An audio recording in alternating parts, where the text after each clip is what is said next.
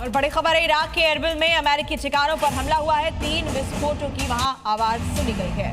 तो बड़ी जानकारी आपको दे रहे हैं, इराक के एरबिल में अमेरिकी ठिकानों पर हमला किया गया। 3 विस्फोट की आवाज सुनी गई। लगातार अमेरिकी सैन्य ठिकानों को निशाना बना रहा है ईरान, और इन सब के बीच में इराक पर एक बार फिर से हमला किया गया है। देखिए, तस्वीरें भी सामने आई है एरबिल में अमेरिकी ठिकानों पर जब अटैक किया गया उस वक्त की तस्वीर। और बड़ी खबर आपको बता दें, इजराइल पर साइबर अटैक की जानकारी मिल रही है। रेलवे वेबसाइट को हैक किया गया। स्क्रीन पर ईरानी मिसाइल की चेतावनी दिखाई दी है। साइट देखने वाले यात्रियों में इसके बाद दहशत फैल गई। रेलवे वेबसाइट को हैक कर लिया गया है और ईरानी मिसाइल की चेतावनी अब स्क्रीन पर नजर आ रही है।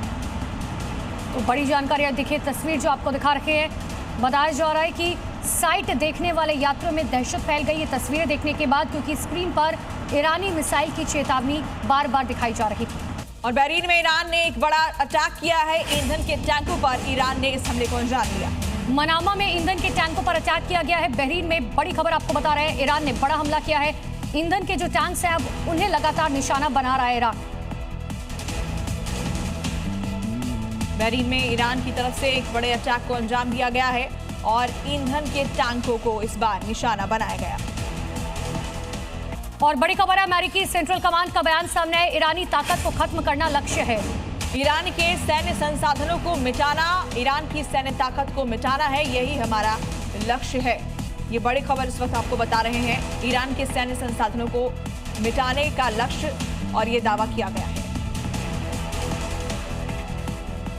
ईरान के राष्ट्रीय बुनियादी ढांचे को निशाना बनाने वाले हमलों ने अब एक दर्दनाक मोड़ ले लिया है। देश के सबसे पुराने और ऐतिहासिक बैंक की एक मुख्य शाखा पर उस समय बमबारी की गई जब वो कर्मचारियों से भरी हुई थी। हमले पर ईरानी विदेश मंत्री अरागची का भी बयान सामने आया। ईरान के विदेश मंत्री ने बैंक पर हमले की कड़ी निंदा करते हुए कहा है कि ये ऐसे वक्त में हुआ है जब बैंक कर्मचारी नए साल से पहले आम नागरिकों के लिए भोजन और बुनियादी जरूरतें सुनिश्चित करने में जुटे हुए थे। उन पर बमबारी करना कायरता की पराकाष्ठा है। अरागची के अनुसार निर्दोष सिविलियंस और आर्थिक बुनियादी ढांचों को निशाना बनाना सैन्य अभियान नहीं बल्कि एक युद्ध अपराध है। दुनिया देख रही है कि कैसे मानवता के रक्षकों का मुखौटा पहनने वाले लोग भूखे परिवारों की मदद करने वालों का खून बहा रहे हैं। अरागची ने प्रतिशोध की चेतावनी देते हुए कहा है कि हमारी सेनाएं इसका बदला लेंगी। और बड़ी खबर है, यरूशलेम में मिसाइल दागी गई है। एक साथ यहाँ कई मिसाइलें देखी गई। तो ईरान ने एक साथ कई मिसाइल दागी है। बड़ी खबर आपको बता रहे हैं, यरूशलेम से जहां पर कई मिसाइल एक साथ दागी गई है। तस्वीरें आपके सामने हैं। लगातार ऐसी मिसाइलों का इस्तेमाल किया जा रहा है जिसमें क्लस्टर बम तक शामिल है। तस्वीरें आप देखिए, ईरान ने एक साथ कई मिसाइलें दागी, उसके बाद वहां अफरा तफरी का माहौल नजर आया। तो खामेनेई की मौत के बाद बौखलाया ईरान अब तबाही के मूड में दिखाई दे रहा है। ऐसे में ईरान की तरफ से छोड़ी गई क्लस्टर मिसाइलें इजरायल के आसमान में देखी गई, जिन्हें रोकने के लिए इजरायल की सेना ने मोर्चा संभाला। बदले की आग में सुलग रहे ईरान ने इजरायल के आसमान को घेर लिया है। वो लगातार बारूदी प्रहार कर रहा है। उसका सबसे बड़ा टारगेट तेल अवीव है। वो लगातार उसे निशाना बना रहा है। तेल अवीव में क्लस्टर बमों की एक बड़ी खेप देर रात तेल अवीव के आसमान में देखी गई। ईरान ने खैबर फतह गादर से लेकर तेल अवीव तक कई मिसाइलें दागी, जिसके बाद इजरायल धुआं धुआं हो गया। तेल अवीव के आसमान में मिसाइलों की गूंज बता रही है कि ईरान अब और आक्रामक हो गया है।